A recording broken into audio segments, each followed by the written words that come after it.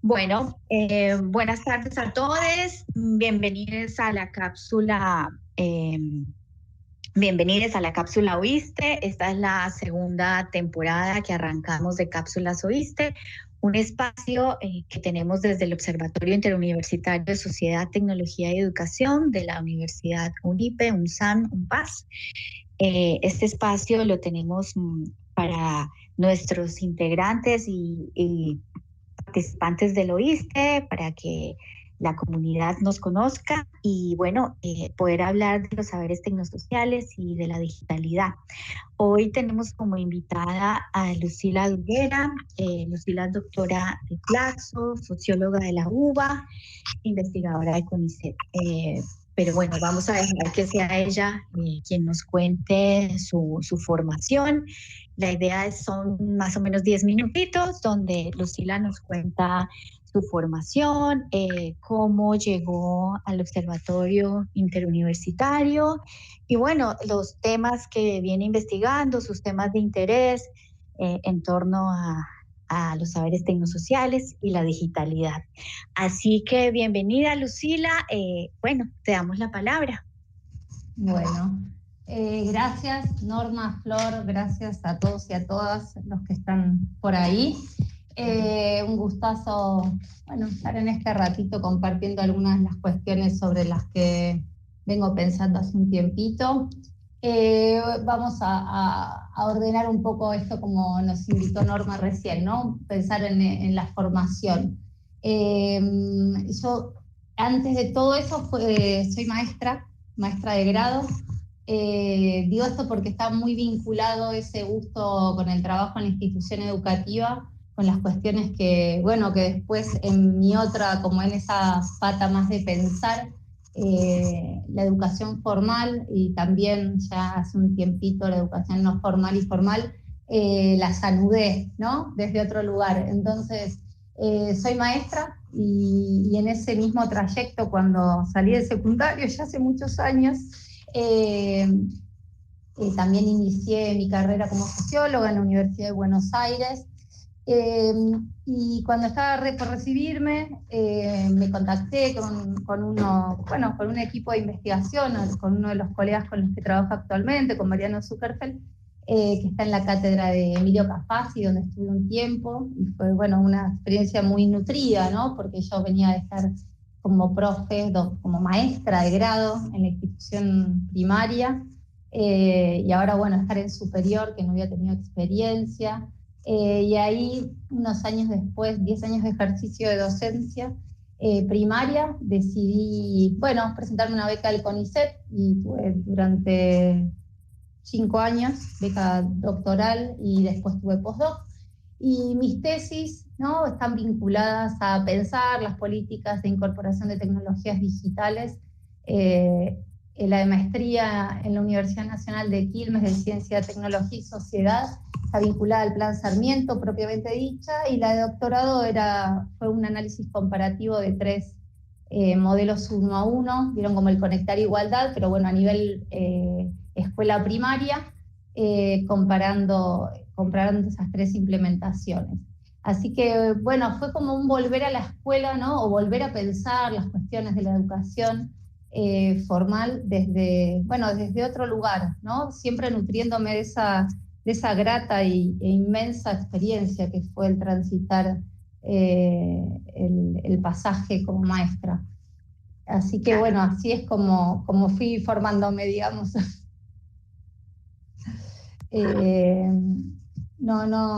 Después de las tesis y todo eso, hace ya varios años que estamos en distintos espacios de investigación.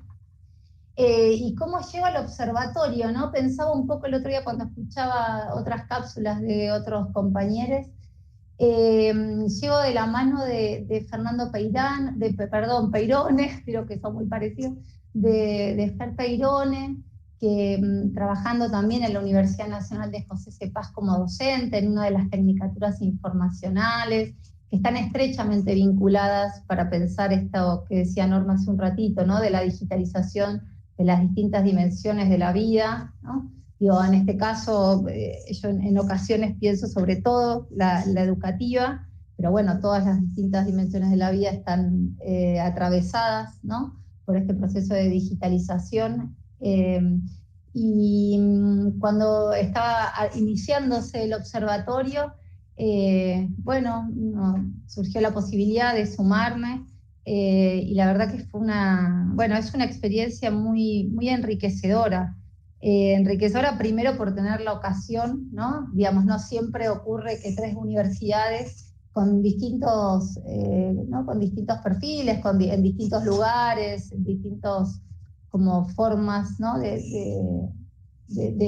ser institución, logran aunar, ¿no?, esfuerzos y empiezan a pensar sobre algunas de estas problemáticas que pensamos en el OISTE, que tiene que ver inicialmente con, bueno, con estos como desfasajes, ¿no? Uno podría pensar como estos desacoples que hay entre cómo enseñamos en las instituciones de educación formal, y cómo es que las y los jóvenes aprenden, ¿no? Aprenden por fuera sobre todo, y cómo eso va calando, ocultando una determinada subjetividad, y al mismo tiempo va desplegando, ¿no?, como un entorno de aprendizaje personal, y que en más de una ocasión, lamentablemente, ya hace un tiempito, ¿no?, que uno viene viendo bueno, que ese diálogo, que en algún momento era bastante, o no sé si bastante, pero un poquito más nutrido, y que había una conversación ahí entre esas prácticas de enseñanza y aprendizaje, bueno, se empieza como a interrumpir, ¿no? Se empieza como a desacoplar esa conversación, se empieza como a no poder conversar, ¿no? No hay un diálogo. Entonces, con esa mirada, y sobre todo en un horizonte un poco más lejano de pensar el diseño, ¿no?, de posibles políticas públicas que hagan que los espacios de la educación formal efectivamente valgan la pena de ser transitados, ¿no? Y para eso, y no es de ahora ni del capitalismo informacional, ¿no?, ya lo dijo el constructivismo hace varias décadas, la importancia de recuperar y poner en valor esos saberes y esas prácticas de aprendizaje que tienen, bueno, los protagonistas de las instituciones educativas, que son las y los estudiantes. Entonces, con esa mirada es que, bueno, nada, me sumé al observatorio, y empezamos a trabajar, llevamos adelante una investigación. Justo ahora hace poquito presentamos el informe con un queridísimo colega, Dani Daza, que tenía que ver con pensar las implicancias, ¿no?, de las prácticas de aprendizaje y de los saberes tecnosociales, y cómo van aprendiendo, ¿no?, las y los chicos van adquiriendo este tipo de saberes. Y así fue como llegué al observatorio, ¿no? Y junto con esas llegadas se fueron como abriendo otras ventanitas, podríamos decir, muy vinculadas a las prácticas de enseñanza y aprendizaje, pero ya no solo pensando en la educación formal, ¿no? Ahí había algo que nos convocaba a pensar a la luz del trabajo de campo que hicimos con Norma, con Florencia, cómo por fuera, ¿no?, estos saberes tecnosociales se adquirían, y cómo ponían en juego esas prácticas, ¿no?, esos repertorios de aprendizaje en los espacios de educación informal o no formal, y ahí sobre todo pensar en las plataformas, ¿no? En este caso en particular, hace un ratito, un tiempito ya, que venimos junto con un grupo de colegas, uno de ellos es Fernando Bordiñón, pensando cómo en YouTube, ¿no?, las y los jóvenes, además de entretenerse, ¿no?, que eso también está, aprenden y despliegan distintas estrategias, y no solo ven tutoriales, ¿no?, van armando ahí distintos recursos educativos que el diseño de esta plataforma en especial advirtió rápidamente, ¿no?, y empezó a también ayudar a que haya cada vez más, no solo más estudiantes buscando contenido, sino también, en este caso, un fenómeno que empezamos a pensar ahora, que tiene que ver con esto de los edutubers, que durante la pandemia se amplificó significativamente. Por un lado estamos pensando sobre eso, por otro lado también volver a pensar, bueno, qué supone, ¿no?, la informacionalización y la plataformización en los sistemas de educación formal, sobre todo en el trabajo docente, ¿no? ¿Qué transformaciones nos atraviesan como trabajadores de la educación a partir de tener como medio de producción una compu y estar utilizando una plataforma, ¿no?, que en algunas ocasiones es privativa, en otras es libre, pero en general poco, no sé si poco, ¿no?, el término no sería poco saber, que tenemos poco conocimiento de cómo funcionan, sino de de volver a pensar estas prácticas, ¿no?, si sufrieron o no transformaciones con esta mediatización de las tecnologías digitales, y en qué sentido, y cuáles son ahí las batallas, ¿no?, también pensando un poco en el lugar de los sindicatos, en este trabajo tan hermoso, ¿no?, y tan complejo al mismo tiempo, que es el ejercicio de la docencia. Así que en esas direcciones estoy pensando en los últimos tiempos. Ay, qué interesante, Lucila, todo lo que nos estás contando, pues es como un universo bastante amplio, ¿no? Que además se abre cada vez más, no solo con la inmediatez que generó la pandemia, sino por el ritmo mismo de los jóvenes, de las redes sociales y de todo lo que viene pasando.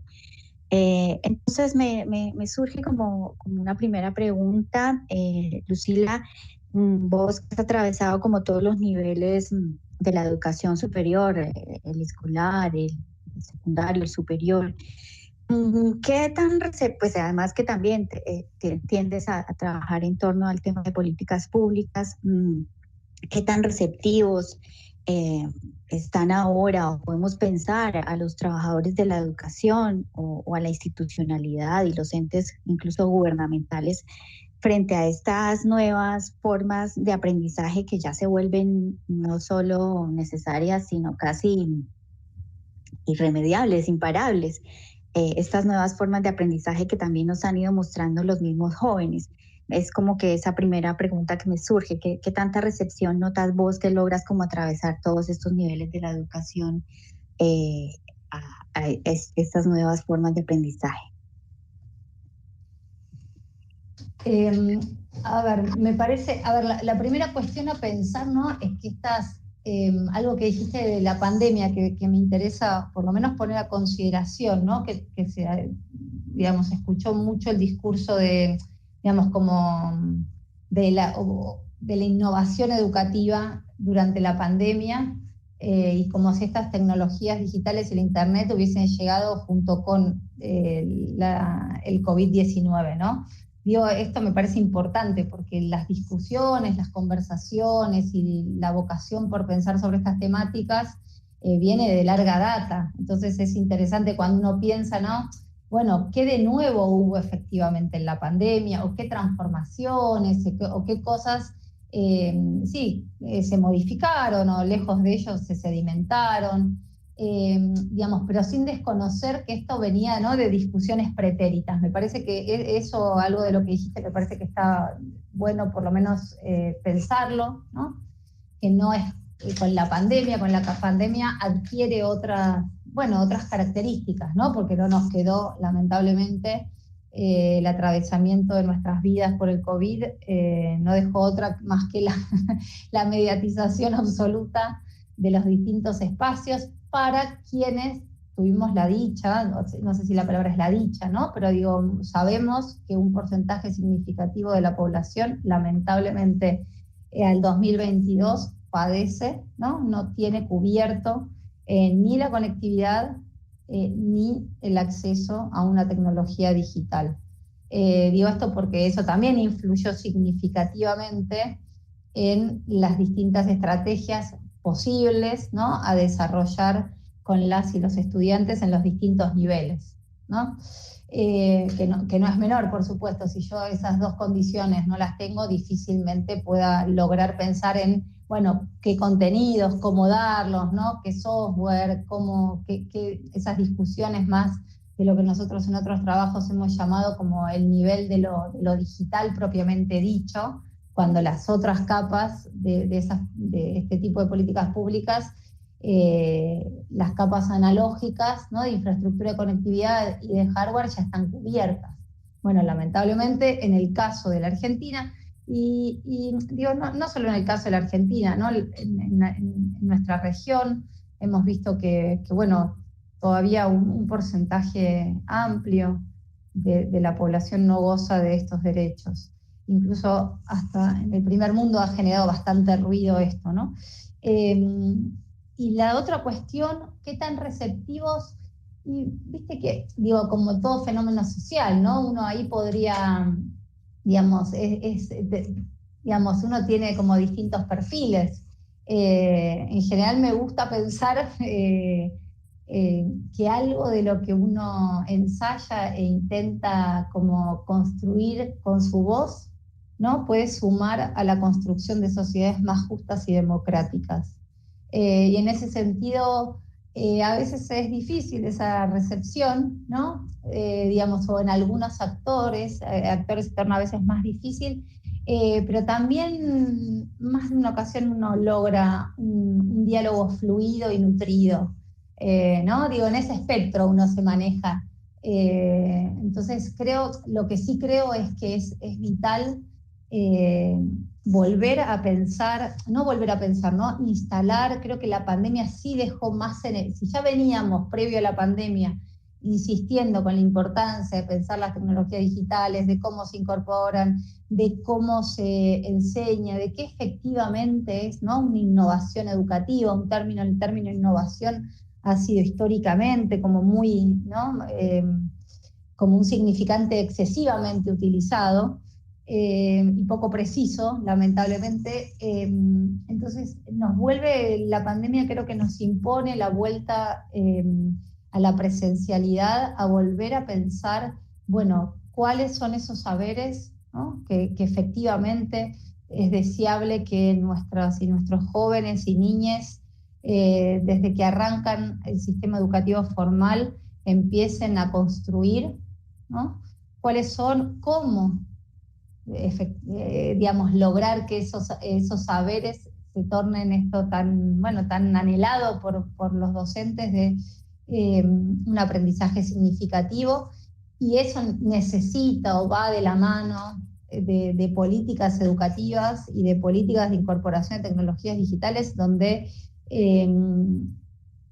volvamos como a ver qué pasó en este tiempo, qué cosas, ¿no?, una línea de base, un diagnóstico, para ver efectivamente qué cosas se pudieron hacer bien, qué otras, bueno, quedaron en el tintero, discutir el lugar de las plataformas y el lugar de la industria tecnológica en nuestros sistemas educativos, conociendo la algoritmización de la vida, ¿no?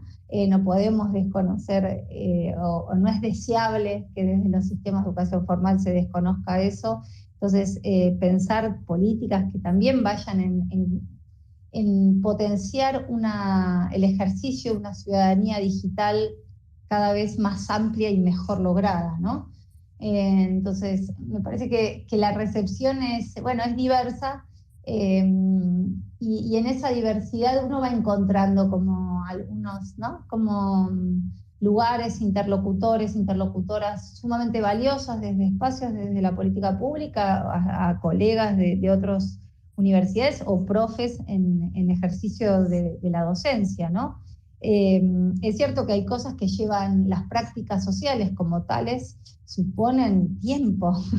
No es que, creo que la tecnología digital siempre, históricamente, vino cargada de un halo, ¿no?, de transformación inmediata. Bueno, ya sabemos que eso no es así. Algunas cosas ya sabemos que no cambian las prácticas sociales ni las pedagógicas de un día para el otro. Sabemos que requerimos de un pensar sistemática y sostenidamente acerca de estas problemáticas, como de tantas otras, ¿no?, por supuesto, pero creo que esta es una que se nos impone por estar atravesando la etapa actual del capitalismo, entendida, o que me gusta entenderla como un capitalismo informacional, y entonces que hay algo de eso que necesitamos, ¿no? Discutir, bueno, amorosa y productivamente, ¿no? De lo que se trata una discusión, bueno, como significativa, por decirlo de alguna manera. Sí, sobre esas cuestiones, creo, Normi. Muy valiosos todos los aportes que nos traes, Lucila. Definitivamente hay mucho para pensar y mucho para seguir discutiendo. Nos encantaría seguir acá compartiendo contigo tus saberes y todo tu recorrido en estas temáticas, pero bueno, todo tiene su final, como dicen por ahí. Así que bueno, lo que sí queremos es invitar a nuestro público a que sigan acompañándonos en las cápsulas para seguir pensando estos desacoples de los que nos habla y nos trae a la reflexión Lucila, que cubren diversos ámbitos y supera el ámbito educativo y trasciende a otros espacios como lo que ella menciona de la ciudadanía digital y bueno, así podríamos seguir mencionando otros más. Así que nos vamos con muchas preguntas más, así como muchas reflexiones de las que nos trajo Lucila. Te agradecemos, Lucila, por todos estos, digamos, grandes temas que nos trajiste en estos pequeños 15 minutos. Así que, pues, gracias a quienes se conectaron y les esperamos en la próxima cápsula a todos. Bueno, muchísimas gracias, Norma. Quedo a disposición para seguir conversando y bueno, gracias. Nos estamos hablando. A ti y a todos, a todas quienes se conectaron. Un abrazo, linda noche. Adiós.